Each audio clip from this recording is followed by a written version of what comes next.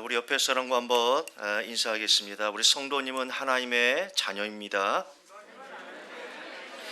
생명 살리는 한 사람 제목으로 말씀을 증거하겠습니다. 치유 중독 선교구 8주년을 진심으로 축하를 드립니다. 8년 동안 수고하신 귀한 목사님, 또 장로님들, 권사님들, 사역자들 다시 한번 감사를 드립니다. 이 사역이 날로 발전되기를 원하고 이곳에 들어온 모든 사람들은 다 치유받기를 원합니다.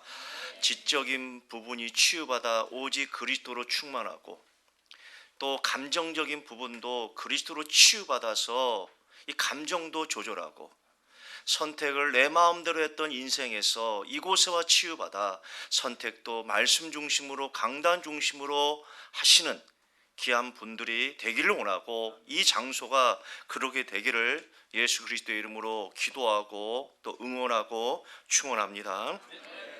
복음은 다스리는 힘이 있습니다. 최근에 어떤 부부를 만나는데 이혼 직전입니다. 아내 말 들으면 맞기도 하고 또 남편 말 들으면 맞기도 해요. 4, 5년밖에 살지 않았습니다. 우리 한국의 이혼율을 보면 5년차 부부가 제일 많아요. 그리고 20년차 부부가 두 번째입니다.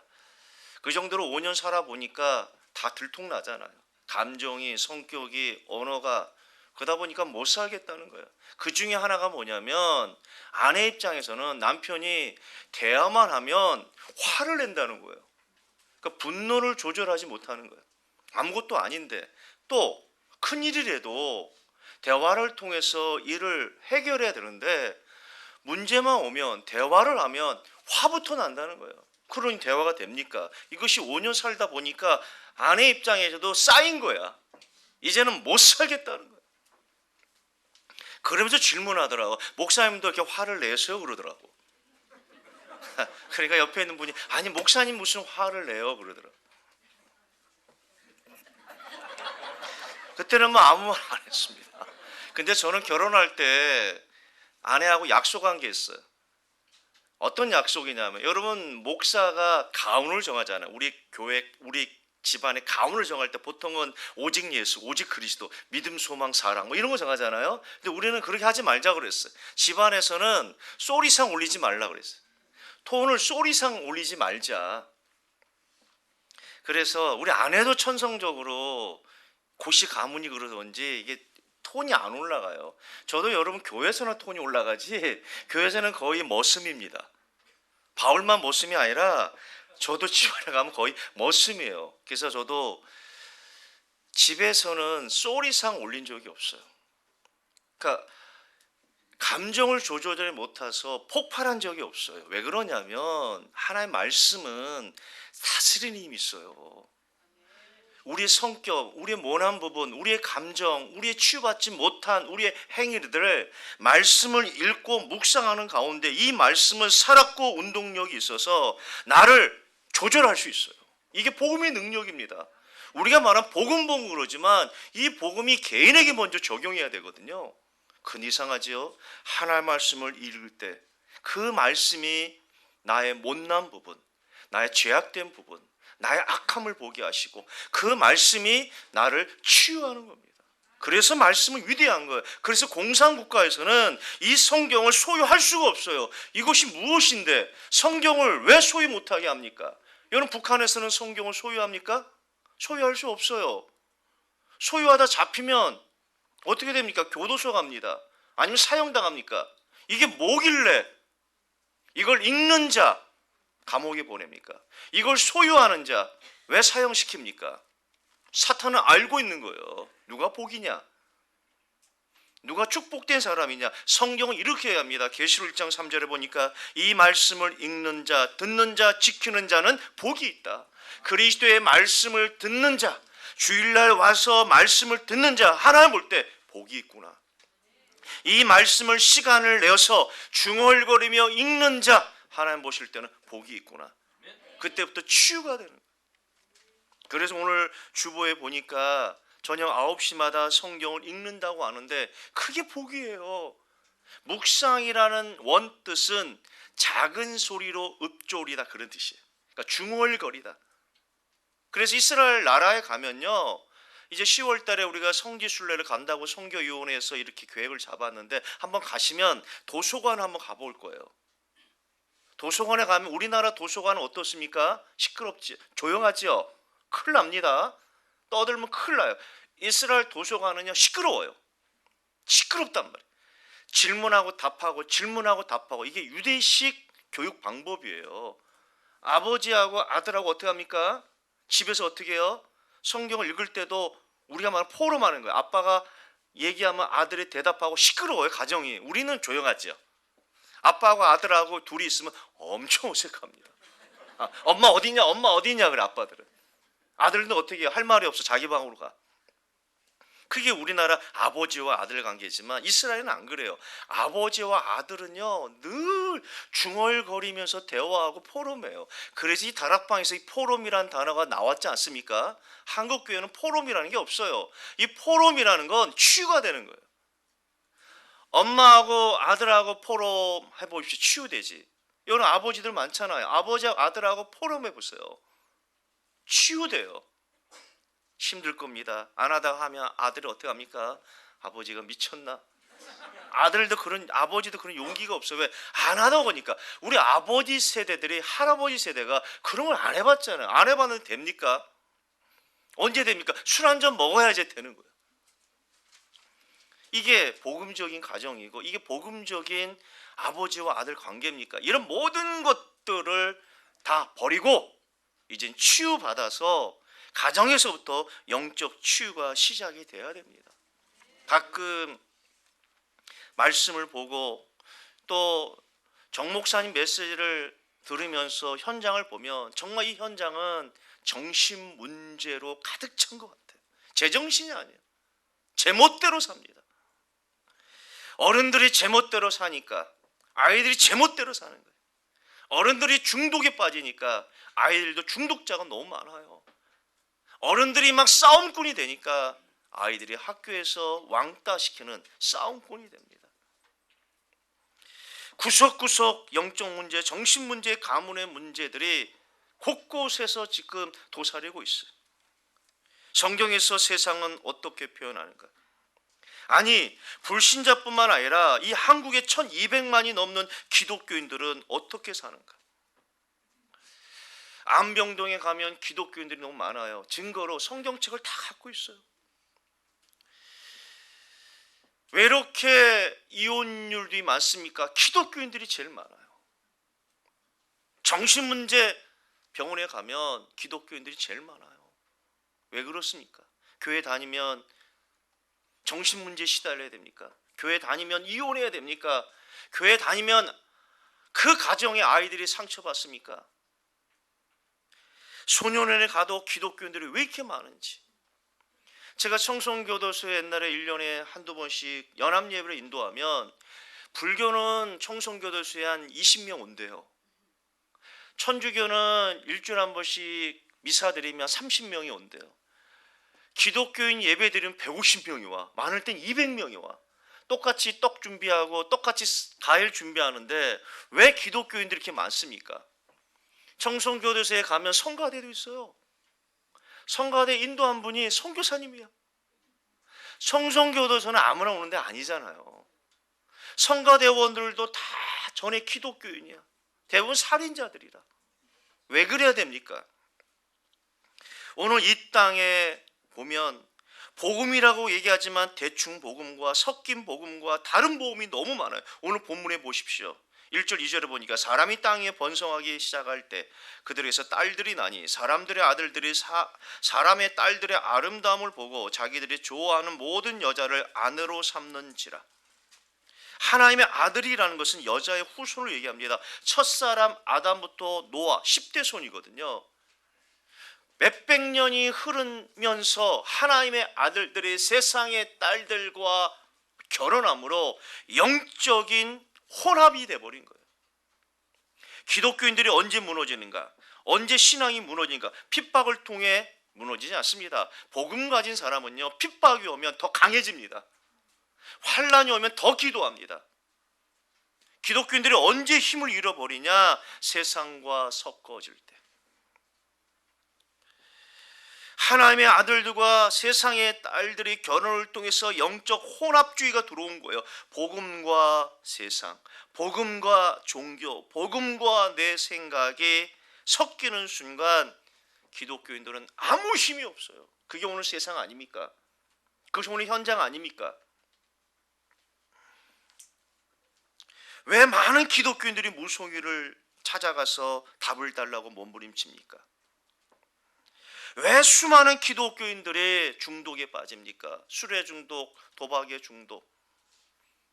가정은 얼마나 힘들었겠습니까? 왜 그랬죠? 복음 가진 사람들이 이 땅을 살 때 대충 복음이 강단에 선포되니까 대충 복음으로 인생을 살고, 이 강단에서 섞인 복음이 선포되는 순간 성도들은 섞인 복음대로 가는 거예요. 어떤 목사님이 기독교 방송에서 그렇게 얘기하더라고요. 여러분, 기독교 방송 아무나 나오는 게 아니거든요. 어느 정도 교회가 커야 되는데 그 목사님이 그렇게 얘기하더라고요. 기독교와 카톨릭은 한 형제라는 거예요. 어떻게 기독교와 카톨릭이 한 형제입니까? 구원관이 다른데. 우리는 예수 외에는 구원이 없다고 강조하는 것이 아니라 선언합니다. 카톨릭은 그렇지 않잖아요. 인간이 선행을 베풀어야 구원이 임한다는 점징적 구원관을 얘기하잖아요. 그렇다면 누가복음 24장에 나와 있는 두 명의 강도 중에 한 사람은 선행한 게 뭐가 있습니까? 이 땅에서 한 게 뭐가 있어요? 강도짓입니까? 사람을 죽인 거예요. 이 땅에서는 십자가 처형이라는 것을 선언했습니다. 카톨릭 입장에서 그 사람은 구원받지 못해요. 근데 성경 뭐랍니까? 예수님이 네가 나고 오래 가리라. 그 십자가 상에서 예수 믿는 순간 구원받은 거예요. 그럼 어떻게 기독교와 카톨릭이 한 형제입니까? 이것이 이 땅의 교회예요. 이런 교회에서 복음이 얘기하지만 대부분 섞인 복음입니다. 다른 복음이에요. 대충 복음입니다. 이것을 들은 성도들이 이 땅에서 어떻게 살겠냐고. 강단 말씀 잡냐? 그런 거 없어요. 제가 예원교회 오기 전에 일반교회 4군데 갔습니다. 대부분 여러분들 예배 시간에 다 자요. 아셔야 돼요. 여러분만 깨어있는 거예요. 예원교회만 생동감 있게 막 살아있는 예배입니다. 대부분 자요. 큰 교회 가보세요. 영락교회 가보세요. 충영교회 가보세요. 예배 시간은 어떻게 하는가? 백발이 성한 장로님들 권사님이 예배 시간 어떻게 하는가? 눈 감고 있어요. 그거 자는 거거든요. 그 기도는 얼마나 오래 합니까? 그래서 우리가 다니는 모교회가 있어요. 굉장히 큰 교회입니다. 장로님이 기도를 딱 15분 해요. 그 대학부에서 시간 쟀다고 그때. 어떤 장로님이 기도를 오래 하는가? 짧은 분이 15분이요, 긴 분이 20분 했어요. 20분 한다는 건 뭘 얘기합니까? 자리 마련해 주는 거예요. 이제 자라고. 다 자요.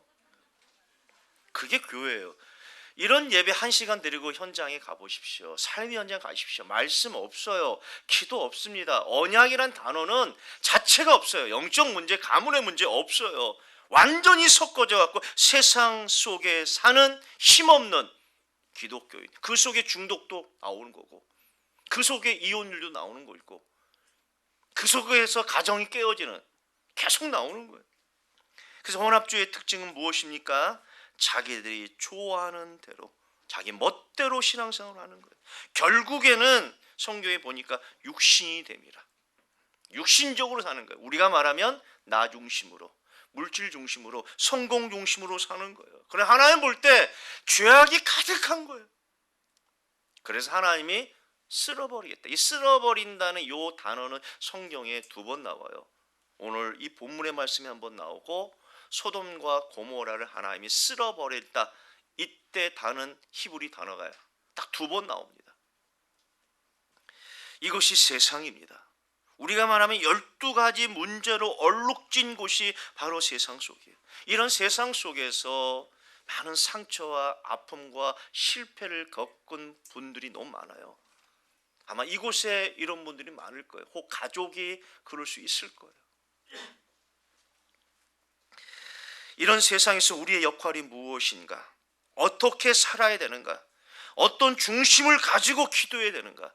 말씀을 통해 확인하는 귀한 시간 되기를 예수 그리스도의 이름으로 축복합니다. 첫 번째입니다. 생명 살린 한 사람 노아입니다. 이런 세상 속에서 하나님은 한 사람을 세웠어요. 그것이 6장 8절입니다. 그러나 노아는 여호와께 은혜를 입었더라. 그러나는 단어가 있어요. 이 말은 세상 사람들과 노아의 차이점이 무엇인가? 윤리와 인격과 도덕의 차이점 말하지 않고 차이점은 한 가지입니다. 은혜를 받았더라. 도대체 은혜가 무엇이길래 모든 사람들이 제멋대로 살고 하나님 보실 때 쓸어버림을 당할 정도로 죄악된 삶을 사는데 그 속에서 어떻게 노아는 그런 세상 사람들과 다르게 살았을까? 그 힘의 원동력이 무엇일까? 성경은 뭐랍니까? 노아는 여호와께 은혜를 입었더라. 은혜 받으면 사람이 강해집니다. 그래서 디모데후서 2장 1절에 보니까 바울은 디모데에게 이렇게 얘기합니다. 은혜 안에서 강하고. 여러분, 디모데 후서는 AD 60년에 바울이 아들 같은 디모데에게 쓴 편지예요. AD 66년이면요 바울이 죽기 전 1년 전이에요. 다른 말하면 죽기 전 1년, 순교하기 1년 전에 사랑하는 아들에게 쓴 편지예요. 이건 편지가 아니라 아버지 마음속에 있는 유언의 메시지예요. 전에 원자력 병원이나 이런 암병동 가면 의사가 이렇게 얘기합니다. 얼마 안 남았으면 그러면 일산 암세타는 1인실로 보내요. 1인실로 보내서 마지막 작별 인사할 수 있는 실이 있어요. 그래서 거기로 내려갑니다. 그럼 자녀들이 다 모여요. 그래서 제가 거기서 마지막 임종 예배 드릴 때가 참 많거든요. 그러면 첫째 아들, 둘째 아들, 딸들의 순서대로 다 인사하고 손자, 손녀 인사합니다. 마지막에 힘이 있으면 마지막에 한마디 하라고 그래요. 한마디 하라고 그래요. 자녀들에게 마지막 한마디 하라고. 대부분은 말을 못해요. 거의 한마디 하라고 합니다. 그게 유언이라는 거예요. 바울은 이런 심정을 가지고 아들에게 쓴 편입니다. 그 서론에 뭐라 합니까? 은혜 안에서 강하고. 세상은 만만치 않을 것이다. 너 나이도 어리지 않느냐? 교인들이 얼마나 업신여기겠느냐? 나이 어린 목사가 예배소 교회 큰 교회 감독이 됐습니다. 목사가 됐어요. 많은 사람이 그의 나이 어림을 업신여깁니다. 공격합니다. 그럼 얼마나 스트레스 받겠어요? 얼마나 힘들겠습니까? 이 정도입니까? 세상이 만만합니까? 이런 속에서 아버지 입장에서는 아들에게 은혜 안에서 강해라. 은혜 받으면 강해진다. 은혜 받으면 내 욕망도 이길 수 있고 욕심도 이길 수 있고 세상의 모든 공격도 이길 수 있는 힘의 원동력이 뭐냐? 은혜 안에서 강하고. 그래서 여러분 은혜 받아야 돼요. 다른 어떤 기관보다 여기 계신 분은 은혜 받아야 된다니까. 그리스도의 말씀이 들려지고 들려진 말씀을 깨달아지고 깨달은 말씀 붙잡고 기도할 때 그 속에 기적이 일어나고 치유가 일어나고 회복이 일어나고 평안이 일어나는 거예요. 아들이 영적으로 슬럼프가 온 거예요. 아들이 영적 슬럼프, 세상적인 슬럼프가 아니라 영적으로 슬럼프가 온 거예요. 왜? 어려움을 겪어봤나. 어릴 때부터 예수가 그리스도라고 모든 훈련을 받고 말씀을 들었지만 이것이 귀에 맴도는 거예요. 가슴으로 안 오는 거예요. 이것 때문에 고민하고 갈등하고 막 몸부림치는 거예요. 아이가 힘들면 부모는 더 힘들어요. 그렇죠? 그때 했던 방법이 뭐냐? 각방 쓰는 거고, 부부가 각방 쓰고 각자 기도의 자리로. 우리 아내는 옆방에서 어떻게 해요? 계속 금식하면서 계속 기도하는. 저도 기도하면서. 근데 부모의 기도가 이렇게 응답이 있어요. 같이 기도하는 순간 아이가 거기서 회복하는 거예요. 부모의 역할이 그거 아닙니까? 아니 세상 부모들이 아이에게 밥 안 줍니까? 공부 안 시켜줍니까? 옷 안 사줍니까? 우리와 세상 부모의 차이점이 뭡니까? 우린 기도하잖아요. 염려보다는 기도. 왜? 기도의 능력이 있기 때문에. 그래서 부부가 같이 기도하니까 애가 회복되는 거예요. 수십억 물려주는 것보다 그런 기도의 능력을, 기도의 응답을 보여주니까 회복하는 거예요. 그러면서 늘 얘기하기를 아빠가 너를 위해 기도한다 그랬어. 엄마가 너를 위해 기도해 준다.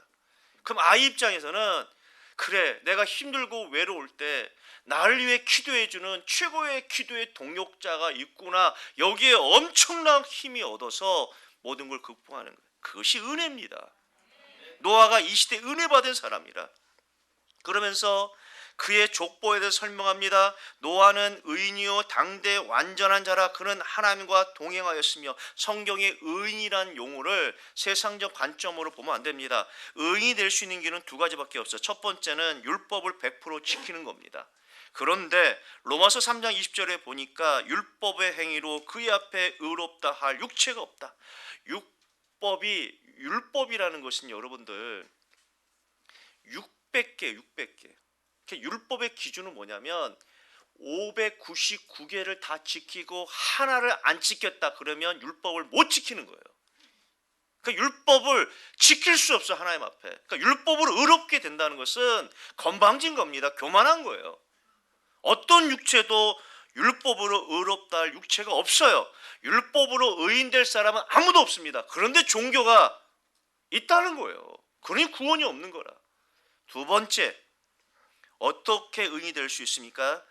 하나님의 말씀을 믿을 때 그때 의인이 되는 거예요. 죄인이 인생이 한 것이 죄밖에 없어. 허물투성이라.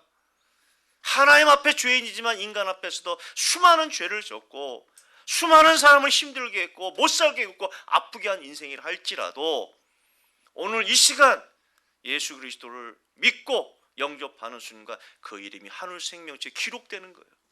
그래서 성경은 법적으로 어떻게 합니까? 너는 의인이다 그러는 거예요. 법적으로 의인이라 그러는 거예요. 이것이 의인 되는 방법이에요. 노아가 어느 정도입니까? 6장 22절에 보니까 하나님이 노아에게 주신 그 미션을 행했다. 7장 5절에 보니까 다 준행했더라. 그래서 의인이에요.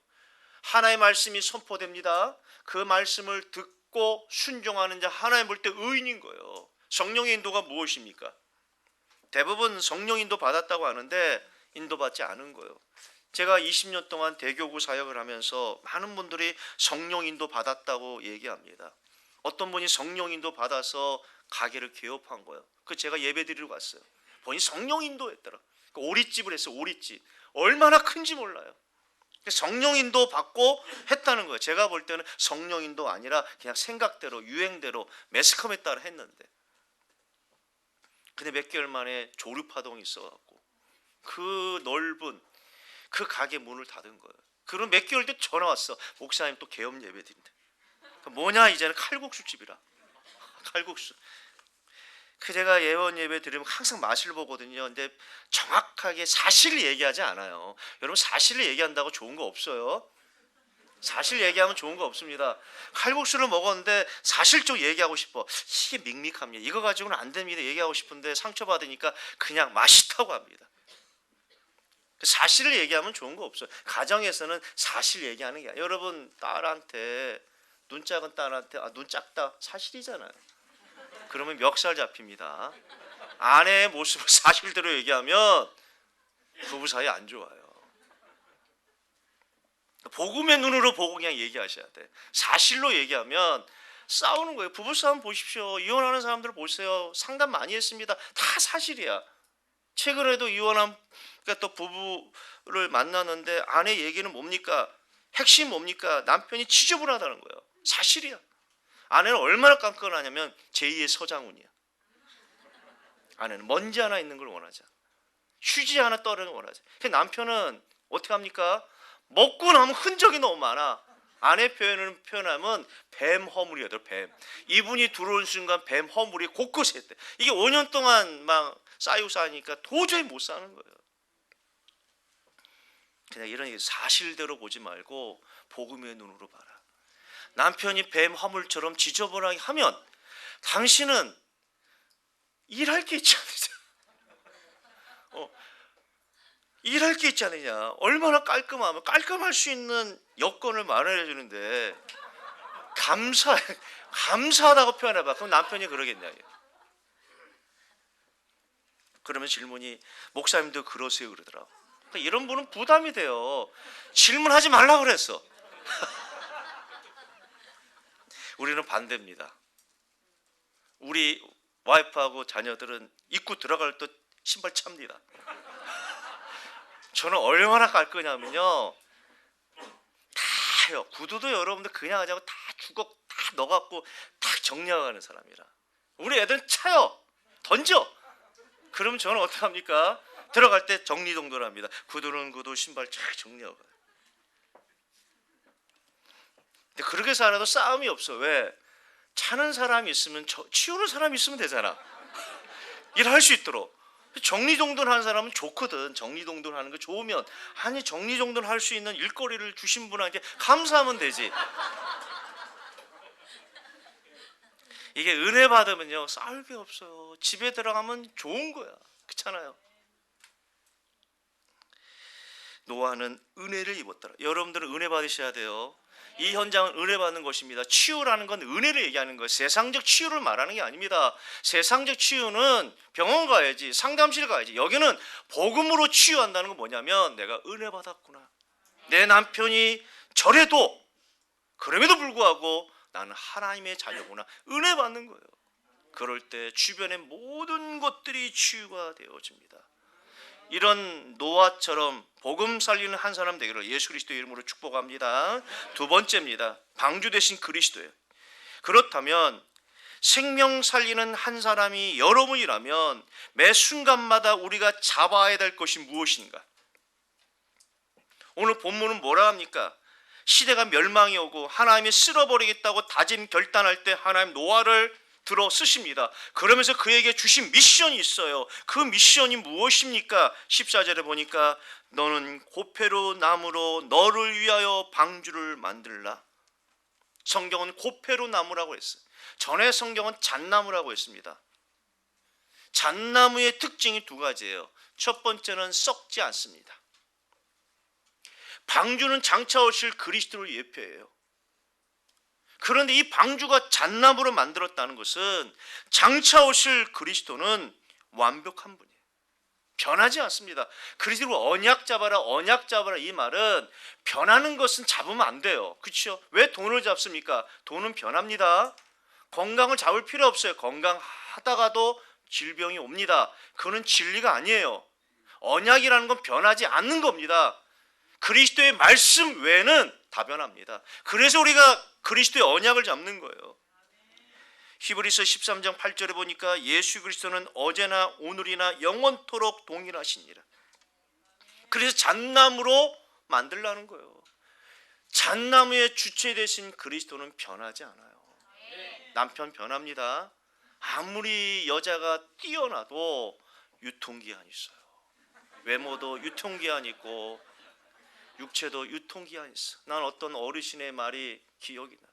이분이 75세인데요 42점 마라톤을 150번 완주한 사람. 42.19km가 동네 앞마당이 아니에요. 그거를 150번 완주한 사람이라. 근데 어느 날 집에 있는데 컵을 들었는데 컵이 뚝 떨어지더래. 근력이 떨어진 거예요. 그 충격은 상상을 초월하대요. 내가 누군데, 젊은 사람보다 더 완주했던 사람인데 어느 순간 컵을 잡았는데 뚝 떨어지대. 근육에 힘이 없어져요. 그래서 육체도 유통기한이 있는 겁니다. 그래서 사역도 건강할 때 하는 거예요. 삼위일조도 건강할 때 하는 겁니다. 언젠가는 우리도 잡을 때 떨어질 때가 있어. 그게 오기 전에 주의 일을 하는 거예요. 하나님이 주신 육체라는 기회. 그 정도로 세상의 모든 건 변합니다. 변하지 않는 것이 그리스도의 말씀이에요. 그래서 방주는 잣나무로 만들라는 거예요.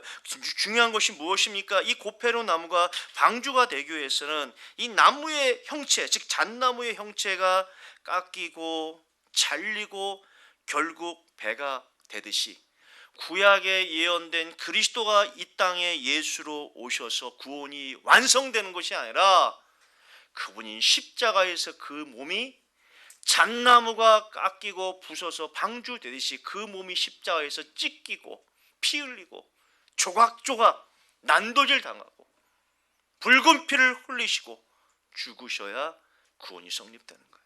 그래서 우리의 구원은 값진 거예요. 우리의 구원은 값진 겁니다. 우리의 구원은 귀한 거예요. 왜? 1500년 동안 예언된 구약의 그리스도가 바로 예수라는 그분이 십자가에서 찢기고 피 흘리고 온몸이 난도질 당한 상태에서 죽으심으로 구원이 성립됐기 때문에, 그래서 바울은 내가 그리스도와 십자가 외에는 결코 자랑하지 않겠노라고 선포한 거예요. 그래서 이 중독 성교국에서는 그리스도로 막 사상화시키는 거예요. 인원이 많고 적은 거 중요하지 않습니다. 중독 성교국은요, 인원에 구애받으면 안 돼. 여기는 치유센터예요. 한 사람 한 사람을 방주 대신 그리스도의 언약을 잡을 수 있도록 끊임없이 치유하고, 지금까지 내 멋대로 살고 내 멋대로 살아서 된 게 뭐 있습니까? 이제는 말씀대로 살 수 있도록 치유하고 방향을 잡는 곳이 바로 이 현장입니다. 그래서 방주의 재료가 뭐냐? 고페르 나무라는 거예요. 장차오실 그리스도와 그 십자가를 의미하고 있어요. 근데 중요한 게 성경은 또 뭐라 합니까? 그 안에 칸들을 막고 방주 안에 들어오는 모든 자에게 주신 축복이 뭐냐? 평안이에요. 방주 안은 종문 종끼리 다 구별했습니다. 사자가 토끼하고 같이 있으면 토끼는 스트레스 받아 죽습니다. 그래서 종은 종끼리, 그래서 방주 안에 들어오는 모든 동물들은 편안한 거예요. 초식 동물도 편안하고 육식 동물도 편안하고, 다른 말하면 방주이신 그리스도 안에 들어오면 평안해요. 평안합니다. 돈이 없는 것보다 있으면 편안합니다. 편안해요. 그렇죠. 편안하죠. 자전거 타는 것보다 자전거 타는 게 편안하죠. 근데 평안은, 이건 평안은 그리스도에게만 주어지는 것이에요. 그래서 히브리서 7장 2절에 보니까 그리스도는 살렘 왕 곧 평강의 왕이니라. 살렘이라는 것 히브리어로 평강 아닙니까? 그리스도는 평강의 주체예요. 그 안에 들어오면 사람이 평강해집니다. 사탄의 주체는 분쟁이고 다툼이고 싸움이에요. 그 가정에서 피 터지게 싸운다, 이건 성령의 역사 아닙니다. 그래서 사탄이 역사하기 때문에 하는 거예요. 성령은 싸우게 하지 않습니다. 성령은 하나 되게 만듭니다. 성령은 평안이 임해요. 성령이 임한 곳은 가나 혼인잔치처럼 늘 웃음이 끊이지 않습니다. 포도주가 모자라는 문제가 와도 괜찮습니다. 그 현장에 그리스도가 있기 때문에 모자라도 관계없어요. 왜? 그리스도 안에 이런 평안이 있는 겁니다. 그래서 그리스도로 완전하게 사상화시킨 분들은 평안해요. 이 현장이 편안해야 돼요. 여기서 끝납니까? 하나님은 노아에게 새로운 미션을 줍니다. 방주를 만들 때 역청을 그 안과 밖에 칠하라고 말합니다. 무슨 뜻입니까? 저주의 물이 들어오지 않도록 틈 사이를 역청으로 칠하는데, 이 역청을 안과 밖에 칠하라고 했어요. 밖에 칠해진 역청은 노아 그 가족이 볼 수 없어요. 누가 봅니까? 하나님 보시는 거예요. 하나님 볼 때 이 방주는 완벽하다는 거예요. 안에 칠해진 역청을 노아 그 가족이 보면서 저주의 물이 틈 사이로 들어오지 않겠구나, 이 배는 확실하구나. 노아의 이 방주는 안이나 밖이나, 즉 하나님 편에서나 인간 편에서도 완벽한 거예요. 그래서 여러분들, 그리스도는 모든 것이고 그리스도는 완전한 것이고 그리스도는 충분하다는 것이 바로 이런 거예요. 하나님 편에서도 100% 안전한 배요, 인간 편에서도 100% 완전한 배라는 거예요. 그리스도의 십자가 사건은, 그리스도의 보혈은 하나님 볼 때도 완벽한 구원이고 인간 편에서도 완벽한 구원이에요. 그 구원자 그리스도를 믿는 자 하나님의 자녀 되는 것이고, 믿는 자 그 이름이 하늘 생명책에 기록되는 겁니다. 그래서 그리스도는 모든 것이에요. 그래서 이 현장에 그리스도 언약을 잡아야 됩니다. 매 순간마다 그리스도의 말씀이 선포돼야 돼요. 세상의 것, 세상의 유행 잡지 마시고 그리스도의 언약을 잡는다면 방주 안에 들어온 참된 평화와 기쁨이 여러분 개인과 이 현장에도 있을 줄 믿습니다. 결론입니다. 보통 새들이 알을 한 10개쯤 낳는다고 말합니다. 이 중에 부화되는 것은 몇 개 안 됩니다. 대부분 영양실조로 죽어요. 그러면 많은 새 중에 살 수 있는 새의 특징은 입을 크게 벌린 새만 살 수 있다고 말합니다. 입을 크게 벌리는 새끼 새들만 먹이를 받아 먹고 살아나는 겁니다. 이것이 이 땅의 생존이에요.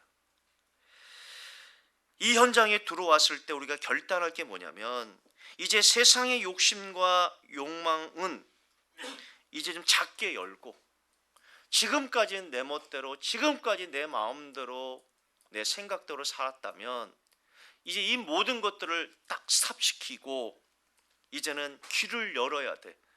그리스도의 말씀이 다른 누구보다도 민감하게 반응할 수 있도록 기도하시고, 그리고 그 입은 기도의 입을 크게 여셔야 돼. 들은 말씀을 믿고 이제 기도할 때 하나님께서는 역사 일으키십니다. 다른 기간보다 이 현장에 계신 분들은 입을 크게 열고 기도하셔야 돼요. 21세기 사탄의 공격은 이 문제 속에서 침묵하게 합니다. 침묵의 영에 사로잡혀. 그래서 저는 의식적으로 가면 집안에서 말을 더 많이 하려고 그래. 아내하고 말을 더 많이 하고, 우리 딸들하고도 말을, 딸 하나밖에 없죠. 딸하고도 말을 많이 하려고 그래. 밖에서 말을 얼마나 많이 했습니까? 창조 원리가 남자는 하루에 2만 번밖에 못해요. 제가 요즘에 보면 교회에서 사람 만나서 여러 가지 논의할 때 2만 단어 더 넘게 합니다. 그럼 저는 탄알이 다 떨어졌어. 할 말이 없어. 그런데도 집에서 어떻게 합니까? 배터리 연결하고 더 많이 해. 같이 영적으로. 이 현장에 들어온 모든 분들은 히스기야처럼 침묵하지 말고 문제와 사건 속에 늘 기도함으로 한 시대 하나님이 나를 생명 살리는, 우리 가문을 살리는 한 사람을 불렀다는 영적 사명감을 가지고 기도할 때 하나님 응답할 줄 믿습니다. 이런 믿음에 전진하는 모든 분들에게를 예수 그리스도의 이름으로 축원합니다. 기도하여 하나님 감사합니다. 오늘도 8주년을 맞이해서 이 현장에 예배드립니다. 이 예배를 통해서 우리의 귀가 열려서 그리스도의 말씀이 들려지고, 들려진 말씀 기도함으로 응답되는 삶을 살게 하시고, 치유받아 한 시대의 가정과 가문과 나와 연결된 모든 사람을 살리는 영적인 노아의 삶을 살 수 있도록 우리 하나님이 축복해 주옵소서. 예수 그리스도의 이름으로 감사하며 기도드리옵나이다.